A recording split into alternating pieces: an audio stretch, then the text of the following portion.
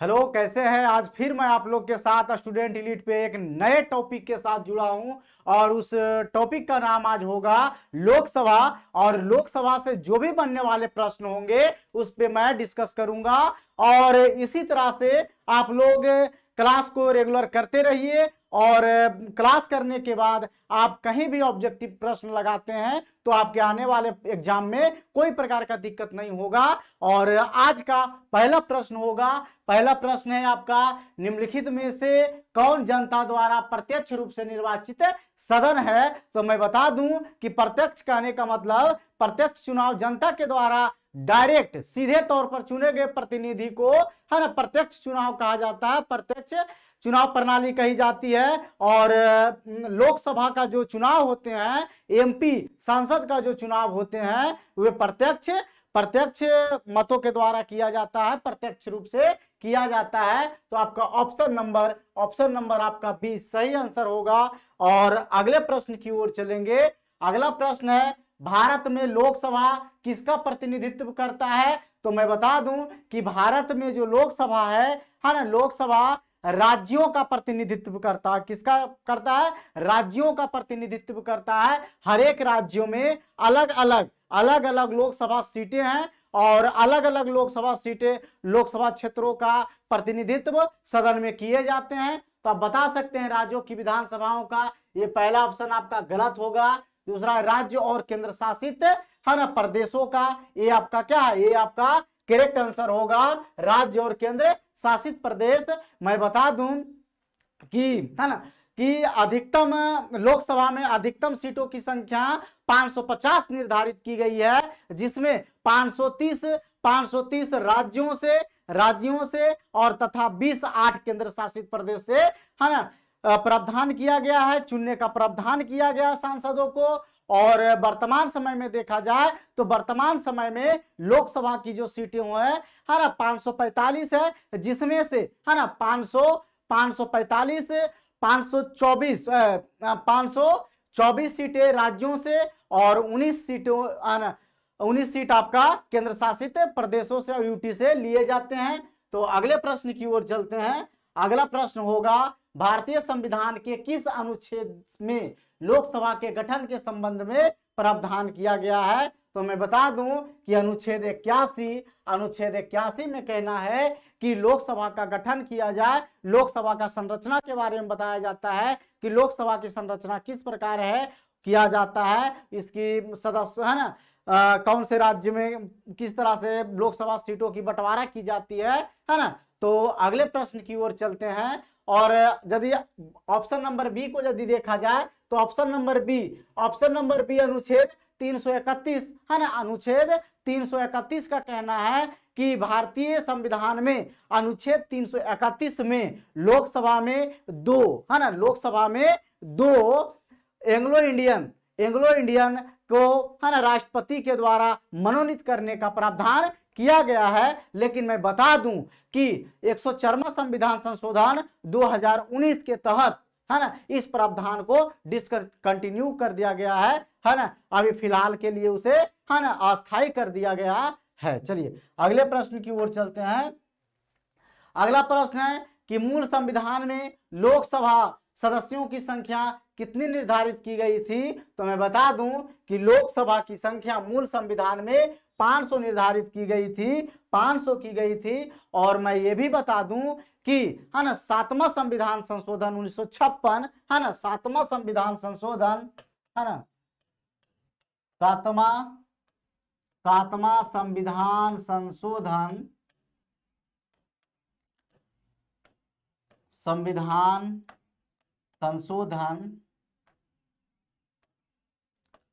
1956 की यदि बात कही जाए है ना, तो है ना 1956 में लोकसभा की जो सीटें थी है ना 500 से बढ़ करके है ना 525 किया गया, 525 किया गया। और वही देखा जाए तो 31वां संविधान संशोधन है ना, 31वां संविधान संशोधन, है ना, संशोधन 1973 की बात कही जाए, 1973 की बात कही जाए तो लोकसभा की सीटें, है ना, लोकसभा की सीटें 525 से बढ़ा करके, है ना, 525 से बढ़ा करके, है ना, 545 किया गया, 545 किया गया, है ना। वर्तमान समय में 545 किया गया। अभी तक लोकसभा की जो वर्तमान में जो सीटें हैं, वर्तमान में जो चुनाव किए जाते हैं, 545 सीटों पे चुनाव किया जाता है ना। चलिए अगले प्रश्न की ओर चलते हैं।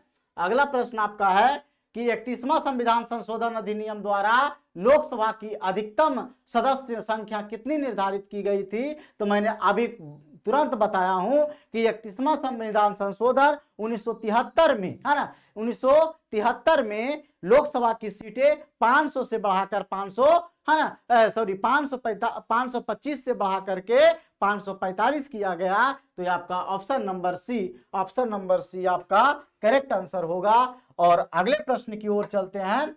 अगला प्रश्न है कि लोकसभा की अधिकतम सदस्य संख्या कितनी हो सकती है? तो मैं अभी चर्चा किया कि लोकसभा का अधिकतम सदस्य संख्या 550 होते हैं। और मैं बता दूं कि, है ना, अभी लोकसभा, है ना, लोकसभा जो वर्तमान समय में वो देखा जाए, है ना, वर्तमान समय में यदि देखा जाए, है ना, लोकसभा के वर्तमान समय में देखा जाए संख्या, तो वर्तमान समय में, है ना, 545, है ना, 545 सीटों पे, है ना, चुनाव करवाई जाती है। और 545 सीटों पे, है ना, निर्वाचन करवाया जाता है। चलिए अगले प्रश्न की ओर चलते हैं। अगला, वर्तमान में लोकसभा के कितने सदस्यों को राज्य की जनता सीधे निर्वाचित करती है? तो मैं बता दूं, है ना, मैंने अभी बताया होगा कि 545, देखिए क्या है कि 545 वर्तमान समय में, यहां लिखते हैं, देखते हैं कि वर्तमान समय में लोकसभा की जो सीटें हैं, है ना, 545 है, 545 है। और इस 545 को देखा जाए तो दो वर्गों में बांट करके, है ना, कि 524, 500, है ना, 524 सीटें, 524 सीटें जो कि राज्यों से निर्वाचित करवाए जाएंगे, है ना, राज्यों से निर्वाचित किए जाएंगे। और देखा जाए, है ना, और ये भी देखा जाए तो, है ना, और 19 सीटें जो है, 19 सीटें आपका 8 राज्यों से, 8 यूटी से 8 केंद्र शासित प्रदेश से किए जाएंगे। और ये भी मैं बता दूं कि, है ना, देखा जाए कि 2019 कहने का मतलब है कि, है ना, आपका 17वीं लोकसभा चुनाव में देखा जाए तो 17वीं लोकसभा में 2 एंग्लो इंडियन का क्या किया गया था? मनोनीत किया गया था। 2 एंग्लो इंडियन, है ना, 2 एंग्लो इंडियन को क्या किया गया? मनोनीत किया गया है। लेकिन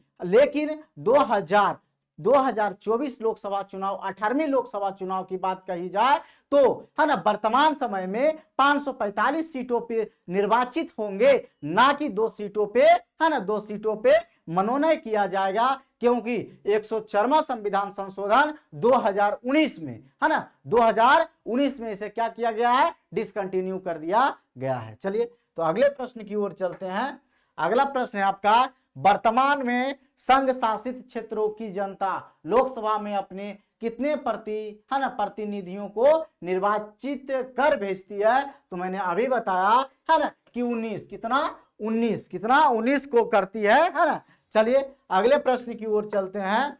अगला प्रश्न है कि वर्तमान में लोकसभा सदस्यों की प्रभावी संख्या कितनी है? प्रभावी संख्या कहने का मतलब बोला जाए तो है ना निर्वाचित कितने किए जाते हैं। यानी यदि क्वेश्चन यदि कह रही है तो मैं 17वीं लोकसभा की बात करूंगा, है ना, यानी 104वां संविधान संशोधन से पहले की बात करूंगा, तो प्रभावी देखा जाए तो 545 वर्तमान समय में लोकसभा की सीटें 545 है, लेकिन 543 पे ही है ना यूटी और आपका स्टेट से निर्वाचित किए जाते हैं, और 2 है आपका लोकसभा से, है ना, लोकसभा में राष्ट्रपति के द्वारा एंग्लो इंडियन को, है ना, एंग्लो इंडियन को मनोनीत किए जाते हैं। तो आप बता सकते हैं कि आपका ऑप्शन नंबर बी आपका करेक्ट आंसर होगा।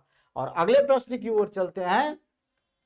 अगला प्रश्न है आपका कि लोकसभा में अनुसूचित जाति के लिए आरक्षित स्थानों की संख्या कितनी है। तो मैं बता दूं कि आरक्षित, है ना, आरक्षित जो है आपका, है ना, अनुसूचित जाति के लिए यानी एससी के लिए 84 सीटों की व्यवस्था की गई है ना। लोकसभा में 84 सीटें से होंगे। पूरे भारत में 84 ऐसे लोकसभा क्षेत्र होंगे जहां सिर्फ और सिर्फ एससी का ही क्या होगा, नामांकन होगा। एससी उम्मीदवार ही, है ना, शेड्यूल कास्ट ही वहां क्या करेंगे, है ना, चुनाव लड़ पाएंगे। चलिए अगले प्रश्न की ओर चलते हैं।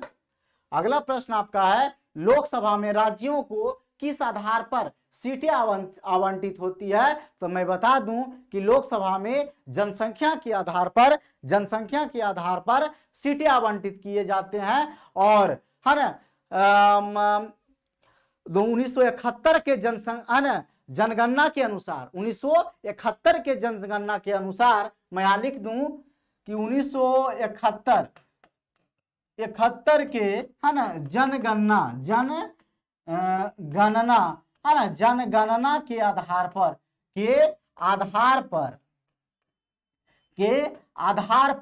है ना लोकसभा सीट, है ना, लोकसभा सीट्स का क्या किया गया है ना, आवंटित किया गया है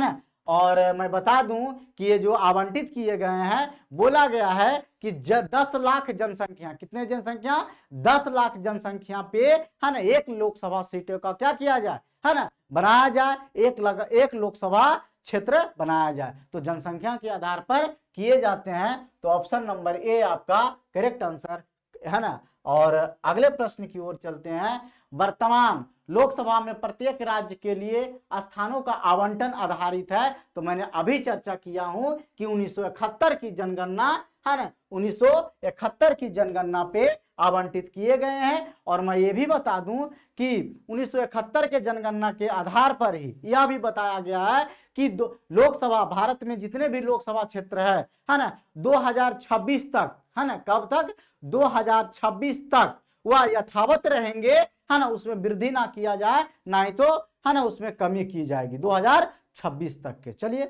अगले प्रश्न की ओर चलते हैं। लोकसभा के निर्वाचन क्षेत्रों का सीमा निर्धारण पहली बार निम्नलिखित में से किस ईस्वी सन में किया गया था। तो मैं बता दूं, है ना, कि 1971 के, है ना, 1971 के जनगणना के आधार पर 1972 में, है ना, मैपिंग यानी परसीमन का कार्य किया गया। 1972 में परसीमन का कार्य किया गया। चलिए अगले प्रश्न की ओर चलते हैं कि लोकसभा में राज्यवार, है ना, राज्यवार सीटों का आवंटन 1971 की जनगणना पर आधारित है। यह निर्धारण किस वर्ष तक यथावत रहेंगे। तो मैंने अभी चर्चा किया हूं कि 2026 तक, है ना, 2026 तक ये यथावत रहेंगे। चलिए, है ना, तो सन 2026 तक के क्या रहेगा, यथावत रहेगा। तो ऑप्शन नंबर बी आपका सही आंसर। और अगले प्रश्न की ओर चलते हैं। अगला प्रश्न कहता है कि लोकसभा के सभी निर्वाचन क्षेत्र निम्न में से किस प्रकार के होते हैं। तो मैं बता दूं कि, है ना, यहाँ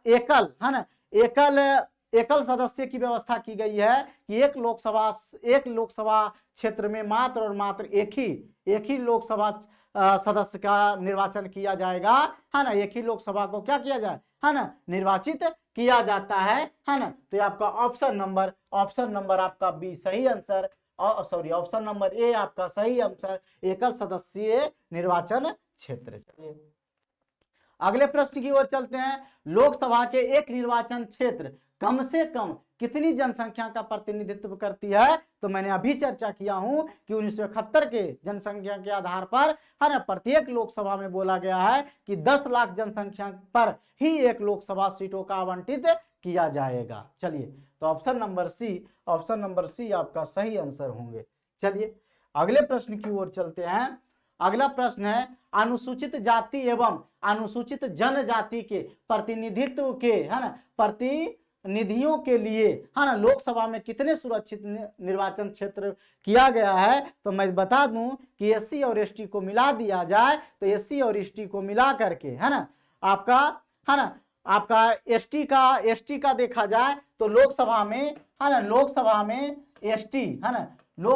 एसटी का यदि देखा जाए तो एसटी का आपका 47 सीटें आरक्षित किया गया है और लोकसभा में एससी का देखा जाए है ना तो 44 देखा गया है। तो आप बता सकते हैं कि एससी और एसटी मिला करके है ना कितना हो सकता है? तो आपका क्या होगा? ऑप्शन नंबर ए आपका सही आंसर है ना 131 होंगे, 131 होंगे। चलिए अगले प्रश्न की ओर चलते हैं कि भारत में स्वतंत्रता के बाद प्रथम आम चुनाव कब संपन्न कराया गया? एकदम बहुत अच्छा बात है ना, बहुत अच्छा प्रश्न किया गया है। तो ये आपका ऑप्शन नंबर सी 1952 में है ना। भारत जब आजाद हुई तो पहले बार जब चुनाव किया गया तो 1952 में किया गया, 1952 में किया गया। तो ये आपका ऑप्शन नंबर सी आपका सही आंसर होंगे। और अगले प्रश्न की ओर चलते हैं। अगला प्रश्न कहता है आपका कि क्षेत्रफल की दृष्टि से देश का सबसे छोटा लोकसभा निर्वाचन क्षेत्र कौन सा है? तो मैं बता दूं कि दिल्ली, जो कि दिल्ली में 7 लोकसभा सीटें हैं। कितना सीटें हैं? 7 लोकसभा सीटें हैं, जिसमें से चांदनी चौक है ना, चांदनी चौक एक लोकसभा क्षेत्र है जो कि भारत के सबसे छोटा लोकसभा क्षेत्र में है ना माना जाता है। वह लोकसभा क्षेत्र सबसे छोटा है। तो आपका दिल्ली का चांदनी चौक। चलिए अगले प्रश्न की ओर चलते हैं कि भारत में क्षेत्रफल की दृष्टि से सबसे बड़ा संसदीय निर्वाचन क्षेत्र कौन सा है? तो आपका सबसे बड़ा जो दिया गया है आपका लद्दाख है, है ना, लद्दाख है ना। चलिए अगले प्रश्न की ओर चलते हैं। अगला प्रश्न है, कौन सा संवैधानिक संशोधन राज्यों से चुने जाने वाले लोकसभा के सदस्यों की संख्या बढ़ाने से संबंधित है? तो मैंने अभी चर्चा किया हूं कि 7वां संविधान संशोधन 1956 और 31वां संविधान संशोधन 1973 पर जब मैंने चर्चा किया हूं कि हाँ 7वां संविधान संशोधन 1956 में है ना आपका 500 से 525 सीटें की गई और 31वां संविधान संशोधन 1973 में 525 से लेकर के 545 किया गया। तो आप बता सकते हैं कि आपका कौन सा होगा? तो 13वां है ना, 7वां तथा 31वां। ऑप्शन नंबर सी आपका सही आंसर होंगे। और अगले प्रश्न की ओर चलते हैं कि अगला प्रश्न आपका है, लोकसभा में केंद्र शासित प्रदेशों के प्रतिनिधि चुने जाते हैं। तो आप बता सकते हैं प्रत्यक्ष निर्वाचन द्वारा, अप्रत्यक्ष निर्वाचन द्वारा, नामांकन द्वारा, उपर्युक्त सभी। तो मैं बता दूं है ना कि केंद्र शासित प्रदेश हो या जहां भी हो, वो जो भी होंगे प्रत्यक्ष निर्वाचन द्वारा ही क्या किए जाएंगे है ना। 8 यूटी जो है केंद्र शासित प्रदेश है भारत का, वहां से जो भी है ना 19 आपका जो चुन के आएंगे वे लोगों के द्वारा चुन करके संसद में आएंगे। चलिए अगले प्रश्न की ओर चलते हैं। अगला प्रश्न है, लोकसभा का चुनाव लड़ने के लिए इच्छुक व्यक्ति की न्यूनतम आयु होनी चाहिए। तो मैंने बताया होगा कि राज्यसभा के सदस्यों की आयु सीमा जो दी गई है 35 वर्ष है और लोकसभा की जो आयु सीमा दी गई है आपका 25 वर्ष दिया गया है ना। तो ऑप्शन नंबर बी आपका सही आंसर होंगे। अगले प्रश्न की ओर चलते हैं। कौन सा राज्य सबसे अधिक प्रतिनिधित्व लोकसभा में भेजता है ना, निधि भेजता है? तो मैं बता दूं कि बिहार आपका है ना, बिहार में आपका है, बिहार में देखा जाए तो 40 सीटें हैं है ना, बिहार में आपका 40 सीटें हैं। मध्य प्रदेश की बात कही जाए तो 29 सीटें हैं। पश्चिम बंगाल की बात कही जाए तो 42 सीटें हैं। उत्तर प्रदेश की बात कही जाए तो उत्तर प्रदेश में आपका 80 सीटें हैं। तो आप बता सकते हैं कि है ना कि भारत के कौन सा ऐसा राज्य है जहां की सबसे अधिक अधिक लोकसभा सीटें हैं, तो आपका उत्तर प्रदेश, आपका Uttar Pradesh option number D आपका सही आंसर होगा और सही आंसर होगा। चलिए अगले प्रश्न की ओर चलते हैं कि निम्नलिखित है ना, निम्नलिखित युग्मों में से है ना कौन सा युग्म सही नहीं है। तो देखिए आपका है ना पश्चिम बंगाल 42, ये तो आपका करेक्ट है ना, ये तो सही है। पंजाब में 13, ये भी आपका सही है। असम में भी आपका 13 है, ये भी सही है। लेकिन मैं बता दूं कि आंध्र प्रदेश है ना, कि आंध्र प्रदेश में आपका है ना, आंध्र प्रदेश में देखा जाए तो आंध्र प्रदेश में आपका है ना, आंध्र प्रदेश में 42 सीटें हैं, आंध्र प्रदेश में 42 सीटें हैं। तो option number A, option number A आपका जो है आपका इनकरेक्ट है, गलत है। तो सही आंसर आपका ऑप्शन नंबर ए होगा। चलिए अगले प्रश्न की ओर चलते हैं। अगला प्रश्न है किस राज्य का लोकसभा एवं राज्यसभा में प्रतिनिधित्व सबसे अधिक है। तो मैं बता दूं कि उत्तर प्रदेश, उत्तर प्रदेश में देखा जाए है ना, उत्तर प्रदेश में यदि लोकसभा की बात कही जाए तो 80 सीटें हैं, और यदि राज्यसभा की बात कही जाए तो राज्यसभा में आपका है ना, राज्यसभा में आपका 31 सीटें हैं। चलिए अगले प्रश्न की ओर चलते हैं। अगला प्रश्न है झारखंड क्षेत्र से है ना लोकसभा के सदस्यों की कुल संख्या कितनी है। तो मैं बता दूं कि झारखंड लोकसभा में है ना, झारखंड राज्य में लोकसभा की जो सीटें हैं आपका 14 लोकसभा सीटें हैं। ऑप्शन नंबर ए आपका करेक्ट आंसर होंगे। चलिए अगले प्रश्न की ओर चलते हैं।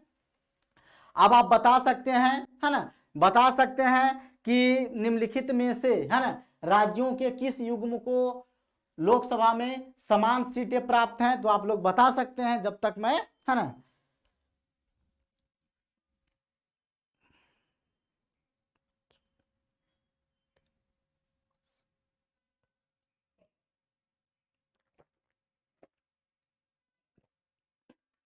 चलिए है ना, तो मैं बता दूं कि मध्य प्रदेश और मध्य प्रदेश है ना, पहला पंजाब तथा असम है ना, दूसरा है गुजरात तथा राजस्थान, तीसरा है मध्य प्रदेश तथा तमिलनाडु है ना, तमिलनाडु आपका आंध्र प्रदेश तथा राजस्थान। तो मैं बता दूं कि पंजाब तथा असम, पंजाब और असम है ना 13 है ना, इसमें भी आपका 13 सीटें हैं और इसमें भी आपका है ना 13 सीटें हैं। चलिए अगले प्रश्न की ओर चलते हैं।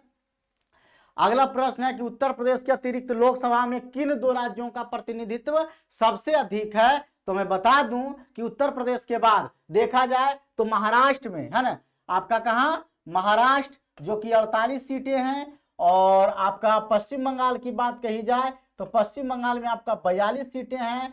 आंध्र प्रदेश में देखा जाए तो आंध्र प्रदेश में आपका भी है ना, आंध्र प्रदेश में भी 42 सीटें हैं। कर्नाटक की बात कही जाए है ना, तो कर्नाटक में आपका 28 सीटें हैं। तमिलनाडु की बात कही जाए तो तमिलनाडु में 39 सीटें हैं है ना। राजस्थान की यदि बात कही जाए तो 25 सीटें हैं, 25 सीटें हैं। और यदि आंध्र प्रदेश की बात कही जाए है ना, और बिहार तो जानते हैं बिहार में आपका 40 सीटें हैं। और आंध्र प्रदेश की देखा जाए है ना, आंध्र प्रदेश में भी आपका 42 सीटें हैं। तो आप बता सकते हैं, मैं लिख दिया हूं हर जगह कि कौन सा उत्तर प्रदेश के बाद कौन कौन से ऐसे राज्य हैं जहां की लोकसभा सीटों की जो है आपका है ना संख्या अधिक है। तो आप बताइए है ना, बिहार में 40, आंध्र प्रदेश 42, महाराष्ट्र में 48, पश्चिम बंगाल में 42, कर्नाटक में 28, आंध्र प्रदेश में 42 और तमिलनाडु में 39 और राजस्थान में 25। तो आप बता सकते हैं कि है ना कि कौन कौन सा युग्म होगा। तो महाराष्ट्र और पश्चिम बंगाल की यदि बात कही जाए तो महाराष्ट्र में आपका 48 सीटें हैं और पश्चिम बंगाल में आपका 42 सीटें हैं। तो इसलिए ऑप्शन नंबर बी आपका सही। और आज का ये है ना, आज का सेशन का ये अंतिम प्रश्न होगा है ना। चलिए, और वर्तमान में किस राज्य का लोकसभा में अधिकतम सदस्य की संख्या के हिसाब से दूसरा स्थान है। तो आप बता सकते हैं कि दूसरा स्थान की यदि बात कही जाए तो आपका महाराष्ट्र है, आपका महाराष्ट्र है। चलिए, तो इस तरह से आज का ना क्लास आपका समाप्त होता है। और आने वाले कल है ना, कल फिर मैं आप लोग के साथ लोकसभा का एक और पार्ट लेकर के जुड़ूंगा और लोकसभा से बनने वाले हर एक प्रश्न पर हम लोग है ना, और हमारी टीमों के द्वारा जो लाए जाएंगे है ना, उस पर डिस्कस किया जाएगा। तो इसी तरह से लाइक, शेयर, सब्सक्राइब और कमेंट जरूर करें है ना। धन्यवाद।